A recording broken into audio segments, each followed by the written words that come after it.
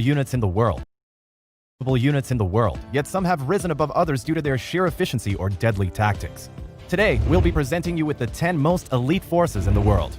The British Royal Navy Special Boat Service. On top of being incredibly secretive, this special unit is basically the UK's equivalent to the US Navy SEALs. The origins of the Special Boat Service dates back to World War II, founded in July 1940 by a commanding officer, Roger Courtney, on the shores of Glen Sannock's Isle of Arran.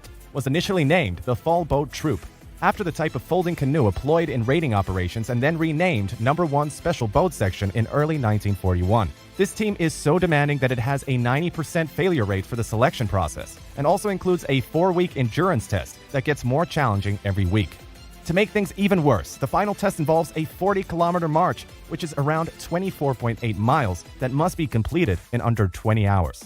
That's only the second stage of training. If you were to somehow survive this incredibly taxing training method, you'll end up mastering weapons handling, jungle training, complex fighting, and combat survival before you even become part of the elite unit.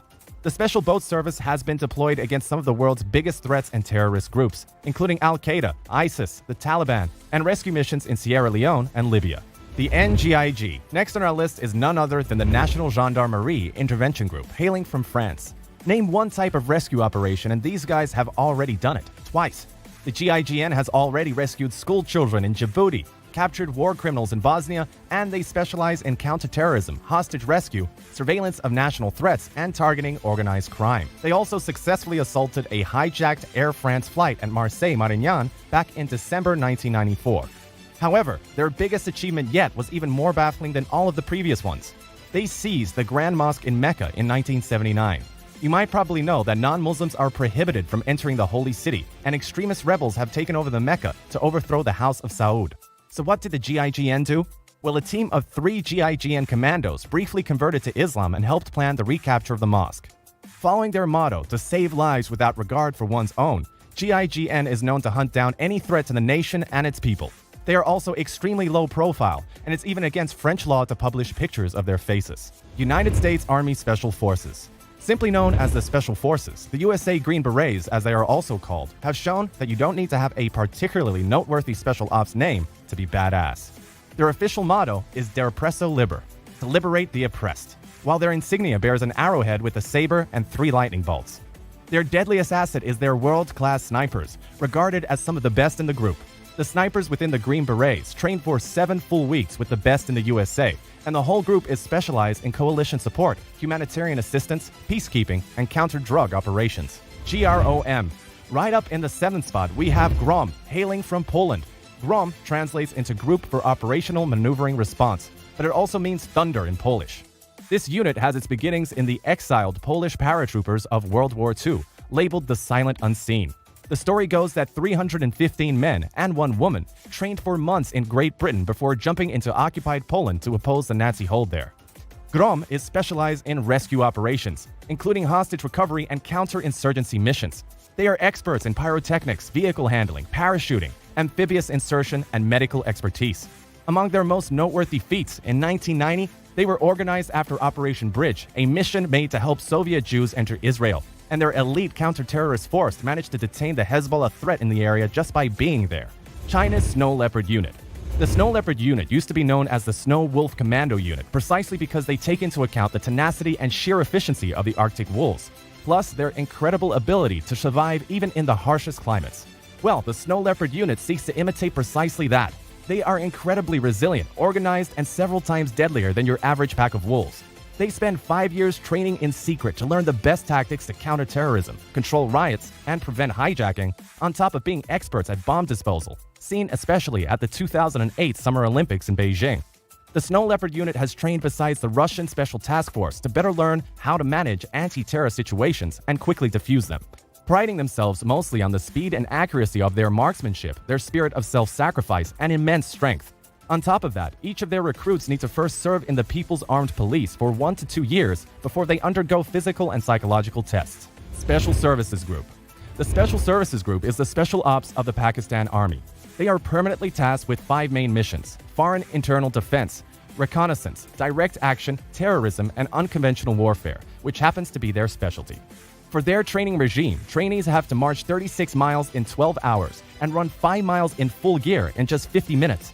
The group is so expert in rescue missions that they once marched into a building and rescued more than 35 people who were taken hostage from the army headquarters. They were also involved in the historic Indo-Pakistan Wars and the Soviet-Afghan War.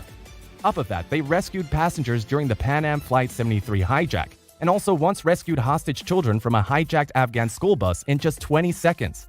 You heard right. In less than half a minute, they finished 3 terrorists, rescued the children, and escaped the hijacked bus. If that's not elite, then we don't know what is.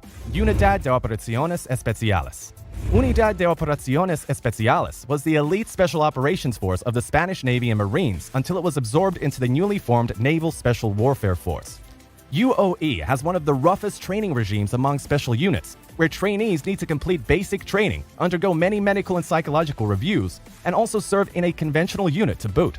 Established as the Volunteer Amphibious Climbing Company unit in 1952, some of these tasks include long-distance matches carrying up to 50 kilograms of weight, some of the most intense physical exercises in the world, and trials in difficult sea and mountain environments. And let's not even talk about the advanced phase, which turns things up a notch. The result is a trainee skilled in pretty much every commando skill you can imagine. Mountaineering, hostage rescue, combat, swimming, you name it, they've mastered it. The Russian Alpha Group. Also known as Spetsgrupa A, the Russian Alpha Group is a subunit of Russia's special forces dedicated to counterterrorism and attacking terrorist groups, their arrest and liquidation, as well as solving the most complex hostage situations in the hijacked planes, buses, trains, and the protection of important people, objects, and events. The Russian Alpha Group has been assigned elite missions ever since its conception. Notably, the 1983 hijacking of Aeroflot Flight 6833 in Tbilisi, the Georgian Soviet Socialist Republic, was thwarted when Alpha stormed the airplane, killing 3 and capturing 3 other hijackers who were attempting to escape to the west, which also resulted in the loss of 5 hostages. The unit also became involved in the ethnic conflicts throughout the Soviet Union in the late 1980s and early 1990s. Sayeret Matkal. These guys are also known as Unit 269, a highly secretive special ops brigade that has a near-legendary status ever since it was founded in 1957, thanks to its deep reconnaissance capabilities and counterterrorism and hostage recovery missions. They rely on secrecy, attacking in small numbers and in disguise, then fading away before the enemy even realizes what happened. They were the ones behind the Entebbe rescue in 1976, when an Air France plane was hijacked by terrorists. The rescue mission took a week to plan and a little over an hour to execute. The disguised task force was airlifted in with Land Rovers and a Mercedes-Benz, and they managed to rescue 4 of the hostages. As the famous saying goes, once the Sayeret Matkal is there, you're already out of time. Navy SEALs. If you've ever wondered which of these elite special units has the roughest training of all, then the Navy SEALs are probably the winner. Before training as a Navy SEAL even begins, you need to perform a minimum of 42 push-ups in 2 minutes, 50 sit-ups in 2 minutes, and running 1.5 miles in 11 minutes. They are the pride of the United States military service. SEAL stands for Sea, Air, and Land Special Operators, thus forming the word SEALs. They are divided into 8 teams, 1, 2, 3, 4, 5, 7, 8, and 10. No one knows what happened to 9, and Team 6 exists, but it's not numbered. The SEALs have high-end technology and some of the best field trainers in the world, meaning their trainees end up being some of the most dangerous people in the world too. And that's why the SEALs have earned their spot in the first spot of our list as the most elite military force on Earth. Thanks for watching. Be sure to give us a thumbs up if you enjoyed this video. Also, don't forget to subscribe so you don't miss any of our videos. Stay cozy, and we'll see you in the next one.